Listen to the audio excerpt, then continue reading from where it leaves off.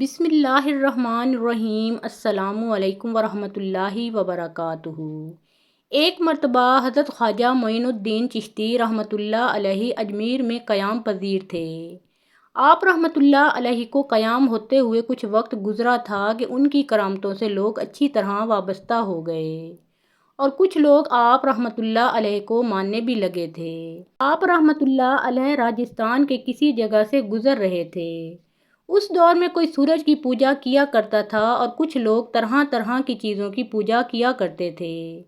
اچانک آپ رحمۃ اللہ علیہ کے مریدوں کی نظر ایک گائے پر پڑی جو پتھر کی بنی ہوئی تھی۔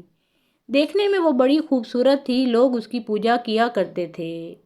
آپ رحمۃ اللہ علیہ کے مریدوں کے دل میں یہ خیال آیا کہ یہ گائے اتنی خوبصورت ہے تو کیوں نہ اس کا دودھ ہمیں مل جاتا۔ کاش ایسا ہوتا، یہ گائے دودھ دینے لگ جاتی اور ہمیں اس کا دودھ مل جاتا۔ اور یہ خیال کرتے ہوئے انہوں نے سوچا کہ ہم تو شہنشاہ ہند عطائے رسول حضرت خواجہ غریب نواز رحمۃ اللہ علیہ کے ساتھ ہیں۔ تو ان مریدوں نے مل کر حضرت خواجہ غریب نواز رحمۃ اللہ علیہ سے اپنی خواہش عرض کی کہ حضور ہم چاہتے ہیں کہ اس گائے کا دودھ ہمیں مل جائے۔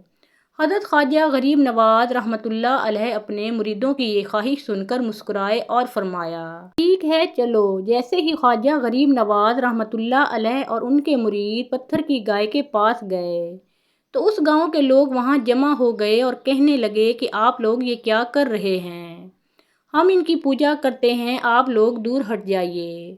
حضرت خواجہ غریب نواز رحمۃ اللہ علیہ نے فرمایا، ہم یہاں کچھ کرنے نہیں آئے ہیں، بس ان لوگوں کی خواہش ہے کہ اس گائے کا دودھ پی لیں۔ اس گاؤں کے لوگ ہنسنے لگے اور کہنے لگے کہ بابا ایسا بھی ہو سکتا ہے کہ پتھر کی گائے دودھ دے؟ یہ گائے تو پتھر سے بنی ہوئی ہے۔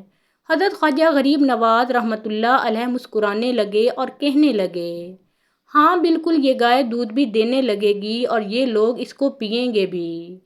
ان لوگوں نے حضرت خواجہ غریب نواز رحمۃ اللہ علیہ سے کہا، بابا یہ پتھر کی بنی ہوئی ہے، یہ گائے دودھ نہیں دے سکتی۔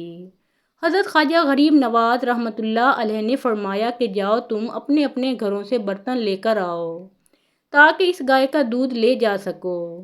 وہ لوگ اپنے اپنے گھر جا کر برتن لے آئے اور کہنے لگے کہ آج ہم بھی دیکھیں گے کہ یہ بابا آخر کیا چاہتے ہیں۔ جب سب لوگ اپنے بڑے بڑے برتن لے کر حضرت خواجہ غریب نواز رحمۃ اللہ علیہ کی خدمت میں حاضر ہوئے تو خواجہ غریب نواز رحمۃ اللہ علیہ نے گائے کے کان کے پاس جا کر بسم اللہ شریف پڑھی اور بسم اللہ پڑھنے کے بعد اس کے تھنوں کو ہاتھ لگایا۔ جیسے ہی آپ رحمۃ اللہ علیہ کا ہاتھ مبارک اس گائے کے تھنوں کو لگا تو چاروں تھنوں سے دودھ بہنے لگا۔ سارے گاؤں والے حیرانی سے دیکھنے لگے کہ یہ کیا ماجرا ہے، پتھر کی گائے دودھ دے رہی ہے۔ جب لوگوں نے دیکھا کہ پتھر کی گائے دودھ دے رہی ہے تو انہوں نے اپنے سارے برتن بھر لیے۔ پھر خواجہ غریب نواز رحمۃ اللہ علیہ نے اپنے مریدوں سے کہا کہ جاؤ تم اس کا دودھ نوش فرما لو۔ لوگوں نے جب حضرت خواجہ غریب نواز رحمۃ اللہ علیہ کی یہ کرامت دیکھی تو آپ کے قدم مبارک پکڑ لیے اور ان سب لوگوں نے مل کر کہا، آپ تو ہمارے دیوتا ہیں۔ آپ رحمۃ اللہ علیہ نے ان لوگوں سے فرمایا، میں کوئی دیوتا نہیں ہوں، میں ایک اللہ کا بندہ ہوں۔ اگر تم مجھ سے عقیدت رکھتے ہو اور تم مجھے چاہتے ہو تو میں جو چاہتا ہوں وہ تم کر لو۔ لوگوں نے کہا، آپ کیا چاہتے ہیں؟ حضرت خواجہ غریب نواز رحمۃ اللہ علیہ نے فرمایا کہ تم سب رسول اکرم صلی اللہ علیہ وآلہ وسلم کا کلمہ پڑھ لو۔ آپ رحمۃ اللہ علیہ کے اس فرمان کے بعد پورے گاؤں والوں نے کلمہ پڑھ لیا اور سب کے سب مسلمان ہو گئے۔ ایک روز حضرت خواجہ غریب نواز رحمۃ اللہ علیہ جنگل سے گزرے، وہاں آپ نے دیکھا کہ کچھ لوگ ہیں جو آگ کی پوجا کر رہے ہیں۔ حضرت خواجہ غریب نواز رحمۃ اللہ علیہ نے ان لوگوں سے آگ کی پوجا کے بارے میں دریافت کیا تو انہوں نے جواب دیا کہ ہم لوگ آگ کو اس لیے پوجتے ہیں کہ دوزخ میں یہ آگ ہمیں تکلیف نہیں پہنچائے گی۔ آپ رحمۃ اللہ علیہ نے فرمایا کہ دوزخ سے بچنے کا طریقہ یہ نہیں ہے بلکہ دوزخ کی آگ سے بچنے کے لیے اللہ کی پوجا کرو، پھر یہ آگ تمہیں کوئی نقصان نہیں پہنچائے گی۔ تم لوگ اتنے دنوں سے آگ کی پوجا کرتے ہو، ذرا اس میں اپنا ہاتھ ڈال کر تو دکھاؤ۔ ان لوگوں نے کہا کہ آگ کا تو کام ہی ہے جلانا، اگر ہم اس میں ہاتھ ڈالیں گے تو ہمارا ہاتھ تو جل جائے گا۔ لیکن آپ کہتے ہیں کہ اللہ تعالیٰ کی پوجا سے آگ نہیں جلائے گی، تو اس بات کا آپ کے پاس کیا ثبوت ہے؟ حضرت خواجہ غریب نواز رحمۃ اللہ علیہ نے فرمایا، دیکھو ہم اللہ کے پوجنے والے ہیں، یہ آگ ہمارے جسم کو تو دور کی بات ہے، ہماری جوتی کو بھی نہیں جلا سکتی۔ فرما کر آپ رحمۃ اللہ علیہ نے اپنی ایک جوتی آگ میں ڈال دی۔ بہت دیر تک وہ آگ میں رہی مگر اس پر آگ کا ذرا سا بھی اثر نہ ہوا۔ یہ دیکھ کر سب کے سب مسلمان ہو گئے۔ ایک دن خواجہ معین الدین چشتی رحمۃ اللہ علیہ انا ساگر تالاب کے کنارے بیٹھے ہوئے تھے اور انا ساگر تالاب کے پانی کا ملاحظہ فرما رہے تھے اور وہاں کے باغات کے پودوں کو دیکھ کر اللہ کی نعمتوں کا شکر ادا کر رہے تھے اور سیر و تفریح میں مشغول تھے کہ اچانک ایک چرواہا اپنی گایوں کو چراتا ہوا انا ساگر تالاب کے پاس سے گزرا۔ خواجہ معین الدین چشتی رحمۃ اللہ علیہ نے اس چرواہے کو بلایا اور فرمایا، بیٹا بھوک لگی ہے، کسی گائے کا دودھ نکالو اور دودھ پلاؤ۔